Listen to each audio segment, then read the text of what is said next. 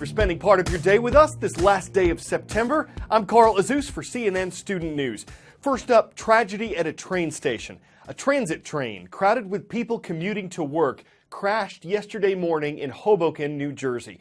Survivors who were aboard the train said it simply didn't slow down like it's supposed to when it entered the station. It reportedly slammed into a block that marks the end of the track and then went up in the air inside the terminal, apparently causing part of the roof to collapse.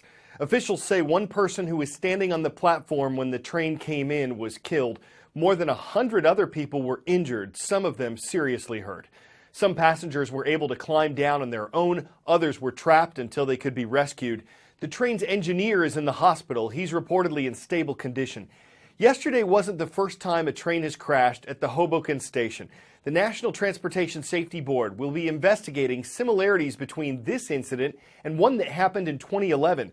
For the time being, rail service has been suspended at the station, where more than 15,000 people board a train every weekday. Next this Friday, what could become dangerous waters. Japan is getting ready to join the U.S. in military training exercises in the South China Sea. And China says Japan is playing with fire. The South China Sea is located in the western Pacific Ocean. It's an important and contested waterway, surrounded by several Southeast Asian countries. China claims to control it. Over the summer, an international court ruled that China does not. But the country ignored that ruling, calling it a farce. And China continues, along with other countries in the region, to build up its presence there. Why?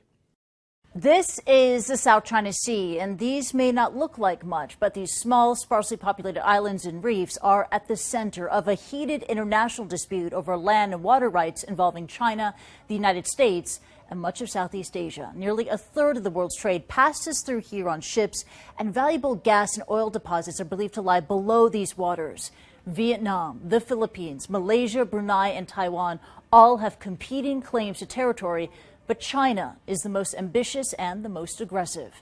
As you can see, China claims almost all of the sea, citing a historic boundary it calls the Nine-Dash Line. And over here, in a chain of islands called the Spratlys, China, and to some extent Vietnam, are rapidly building artificial islands, installing infrastructure, all to justify their territorial claims. Now let's zoom in, all the way in, on a reef here known as Fiery Cross. Satellite photos from the Asia Maritime Transparency Institute reveal just how much China has transformed this reef into a fully fledged island, reclaiming over 2 million square meters, adding lighthouses, even an airstrip. And just a few steps away, zoom into a different story. Sand Cay Island, controlled by Vietnam. The AMTI says Vietnam expanded the island here by more than 50%, adding defensive positions, gun emplacements, and trenches. And less than 12 kilometers from here, Taiwan controls Taiping Island. It's little more than a runway with a medical clinic, but it helps justify Taiwan's claim to the region. The dispute also spills out into the seas themselves. Anyone crossing these waters might run into Chinese military ships on drills, U.S. Navy boats conducting freedom of navigation operations, or fishermen from Vietnam, China, or the Philippines. A lot of traffic and tension that has raised fears that this contested body of water could become a flashpoint between competing nations. And it's just one of several international challenges that the next U.S. president will have to deal with. The election is on November 8th. Whoever wins will take office on January 20th. And we've been running a series that explores the controversies, the conflicts, and the concerns associated with other world powers. Today's report centers on Russia. In recent years, its relations with the U.S. have sunk to their lowest point since the Cold War. Part of the reason, what the U.S. president calls gaps of trust between the two governments. There are a number of reasons why Russia could be the biggest headache for the next US president. Russia has spent billions strengthening its armed forces. Vladimir Putin is challenging the US in the skies and on the high seas, propping up the Syrian regime of Bashar al-Assad with devastating air power, tipping the military balance against US-backed rebels. Putin also continues to support breakaway rebels in eastern Ukraine, which is fueling instability on the edge of Europe. There'll be peace deals to broker and sanctions to enforce if the next US president is to tame the Russian bear. Part of the U.S. president's job, according to Article 2, Section 2 of the Constitution, is to be the commander-in-chief of America's armed forces. And it's not every day that members of the military get to question their commander-in-chief about his policies. That's what happened in a CNN town hall Wednesday night. U.S. veterans and active duty members of the U.S. military got to ask President Obama about controversial subjects. For instance, a recent scandal involving thousands of veterans who couldn't get timely health care, women serving in combat roles, why the president won't use the term Islamic terrorism. Here's an overview of some of his responses.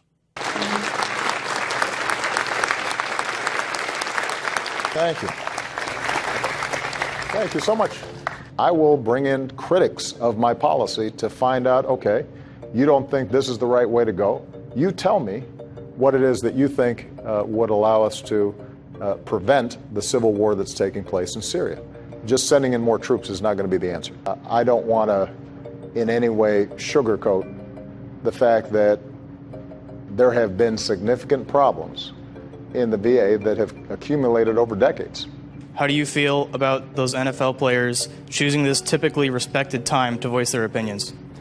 We fight sometimes so that people can do things that we disagree with.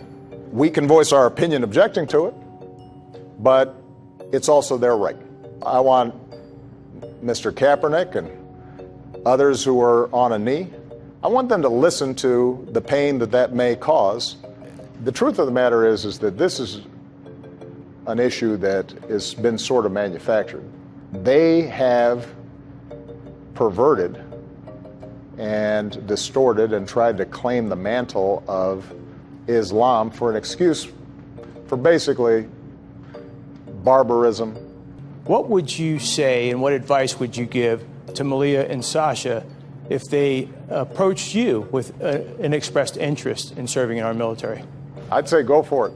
I'd be lying if I said I wouldn't sometimes get nervous about possible deployments.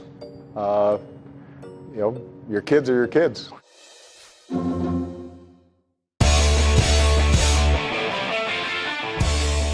Some might say it's kind of rude if you're in New York Central Park, all dressed up for your wedding, and some dude who just happens to be jogging nearby stops to photobomb you.